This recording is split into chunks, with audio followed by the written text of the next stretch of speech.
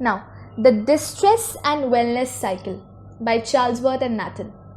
Now, according to Edward A. Charlesworth and Ronald G. Nathan,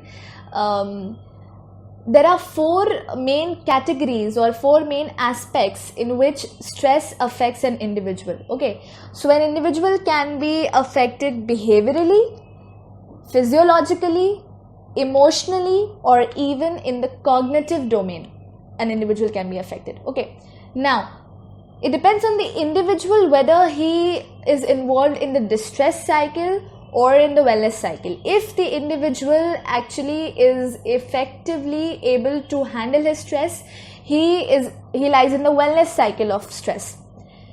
In case he lacks the resources, or in case he lacks the ability to manage the stress effectively, he gets perpetuated in the form of a cycle called the distress cycle. Okay, so he keeps stuck in the cycle of distress. Now we'll be studying the distress cycle and wellness cycle in details. The distress cycle. So we can see in the chart, first of all, where stress comes from. Okay, so where are the different sources of stresses?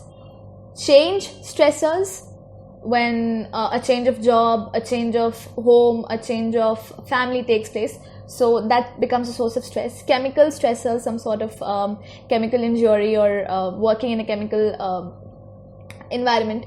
Commuting stressors, even traveling, commuting from one place to another has been a change of stress. Like research was conducted on a group of drivers, and it was found out that even commuting is a form of stress for them.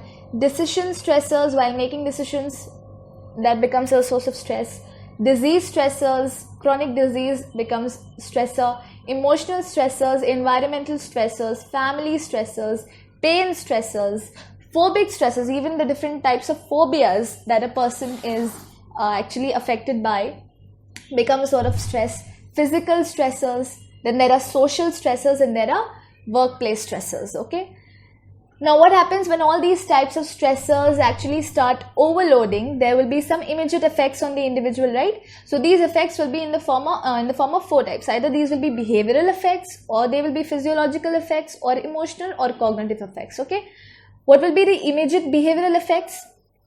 There will be definitely a change in the eating routine. So either the person starts overeating or undereating, or the person can also adapt to substance abuse. Okay, so that will be a change in his behavioral pattern. Coming to physiological changes, the changes that will take place in his body. So there might be heightened muscle tension, or there might be increase in blood pressure, or there might be increase in heartbeat. Okay, so these are the physiological effects. Emotional effects, there might be heightened anxiety or depression, or in a state of perpetual anger the person can be in, right? Cognitive effects related to your brain. Okay, so there can be increased distractibility. You keep you always stay distracted, and there's lack of concentration, decreased concentration. So these are the cognitive immediate effects. Now when these effects actually accumulate for a long time, they lead to some long-term effects, right? So if there will be a constant change in your behavioral pattern, so they will lead to some behavioral disorders as well, right? So if you start overeating, definitely you will become obese. If you are indulged in too much substance abuse, definitely you will be facing alcoholism, right? So the immediate effects actually lead to the long-term effects, right? Physiological changes. What happened? Muscle tension, elevated blood pressure, rapid heartbeat. These will lead to these will lead to diseases. So you will be always affected, prone to headaches, hypertension, heart diseases. Emotional, always, when the person is always emotionally heightened, so definitely there will be some emotional disorders. So the person becomes prone to chronic anxiety and depression, can also develop some phobias, and there will be some personality changes and mental illness. Okay, then the cognitive effects also have some long-term effects. When you are always distracted, there is lack of concentration, so definitely you'll be facing some memory issues. There'll be obsessive thoughts. You'll be always indulged in constant thoughts, and then there'll be sleep disorders as well. So what happens overall? We can say that there is an overall debilitation in a person's physical as well as mental being, right? So there is decreased productivity, decreased enjoyment, decreased intimacy. Okay, so there is an overall degradation of the person's well-being. Okay, the wellness cycle. Again, the same pattern. We will study about the stressors, then the techniques and the skills, long-term effects, overall benefits. The stressors are the same, your change stressors, chemical stressors, the commuting stressors, the decision stressors. So the stressors are the same. Now what is the difference here is that how the person will actually react to these stresses. Okay, so in the distress cycle, the person were adapted to some sort of behavioral, there were some behavioral effects, there were some physiological effects, some cognitive and emotional effects. Here the person will actually adopt to health promoting lifestyle responses. Okay, so what will be the immediate response? Assertiveness, time management. What is assertiveness? Assertiveness is learning how to actually take your stand without being aggressive, without being passive. Okay, so you don't fight for your rights and you don't actually stay quiet about it. You know when to say yes, when to say no. That is assertiveness. So this actually relieves you of the decision making stressors and all. Time management, one of the most important behavioral responses, time management. If you learn that, then we are actually relieved from many of the stressors. Adaptive physical responses, nutrition, exercise.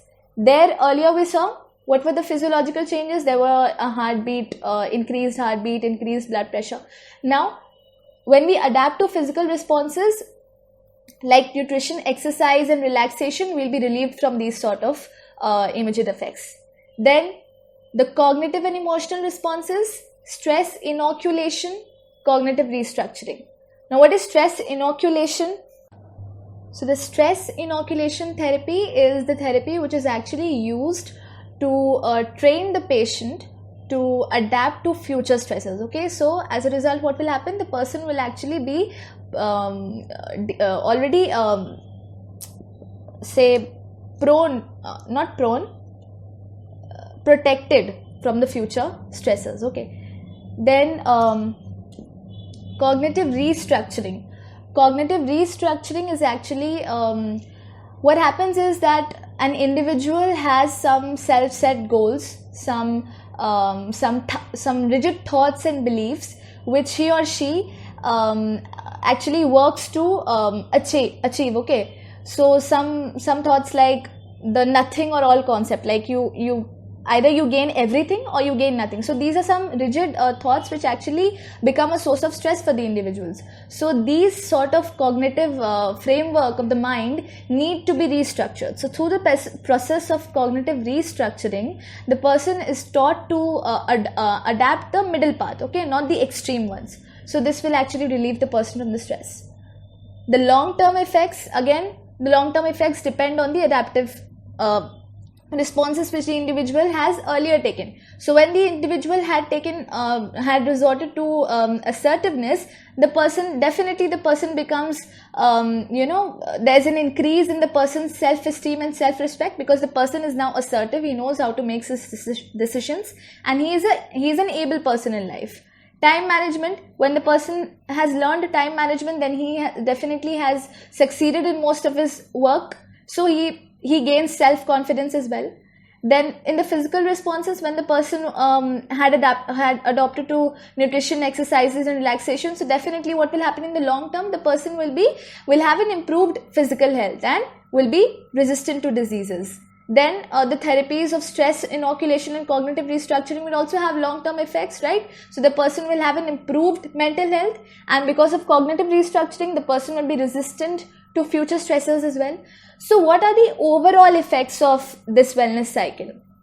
We can say that the overall personality of the person, the overall mental and physical well-being of the person is actually enhanced and improved after the wellness cycle, right? So there is increased productivity, there is increased enjoyment, and there is increased intimacy.